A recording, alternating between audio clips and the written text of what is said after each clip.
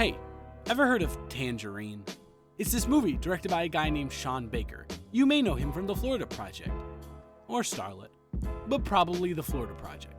This film started getting huge buzz out of Sundance in 2015 based off the fact that it was all shot on an iPhone.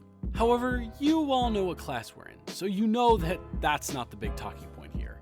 Tangerine is incredibly important because it uses hyperrealism to tackle an intersection that has rarely been explored: lower class and transgender.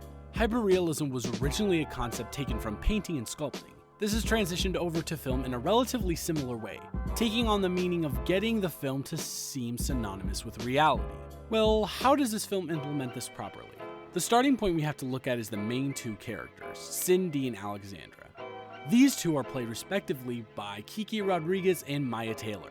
These two are the building blocks of the hyper-reality this film builds, as even though this is something that should be a norm for casting directors everywhere, Baker actually cast two transgender women as transgender women, something that was very uncommon at the time. Looking at you, Eddie Redmayne.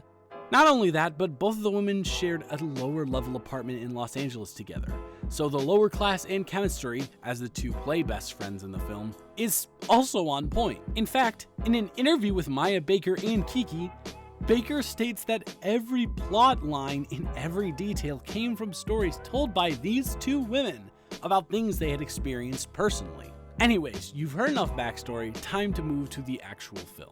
So, where do these two specific representational categories actively intersect within the plight of our two main characters? Well, the first point which these two play off of each other has to do with the bias they both face as sex workers. The first transaction we see is Alexandra attempting to give a handy to a pretty overweight guy for $40, even when Alexandra had previously set the price at $100. He ends up not getting hard and refuses to pay her, leading to an altercation between the two. It ends up happening in front of two police officers, and one asks the other if this is the first time they have dealt with Alexander. So, we can then assume this is something that has happened a multitude of times. Men not being able to get hard when being with Alexandra because of her being transgender and not giving her money. That affects her income and, even though it might seem a bit of a stretch, her class within the rank of sex workers, as Cindy constantly feels threatened by a slang term for girls on the block with vaginas. The interwoven clash of being transgender and class appears throughout the film in many different circumstances. For example, for the first half of the film, Alexandra is attempting to get people to come to her show where she is singing at a local bar. However, when her and Cindy are seen leaving the bar together, she slips a considerable amount of money into the owner's hand. Now, may I ask you, have you ever heard of a talent paying the venue owner? At the minimum, it is done for free, as the exchange is the performance for exposure. Now, I am someone who doesn't like to jump to assumptions, but the logical conclusion is that this is a commentary on the very real issue of how mainstream Hollywood culture does not believe that someone who is transgender is marketable.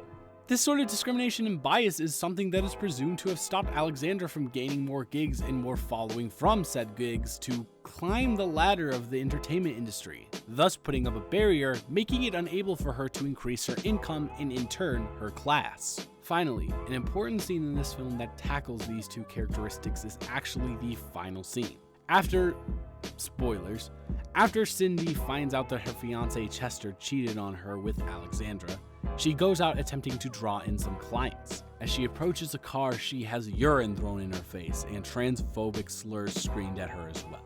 Alexander quickly rushes over to help her, and since they have no car and no money for a cab, or no money at all really, with Cindy only having $2 to her name, they walk over to the nearest laundromat, where both of them, at one point or another, take off their wigs, leaving them literally and metaphorically exposed in an incredibly vulnerable moment that really accentuates a hyper-realistic ending, as the two just sit there holding hands. I think that Baker really excelled at taking these two factors and simply putting them in a real environment and observing how they interact with each other or how one affects the other. So, if you haven't already watched Tangerine, do it. It's an experience unlike any other, and if that isn't a movie to support, then I don't know what is.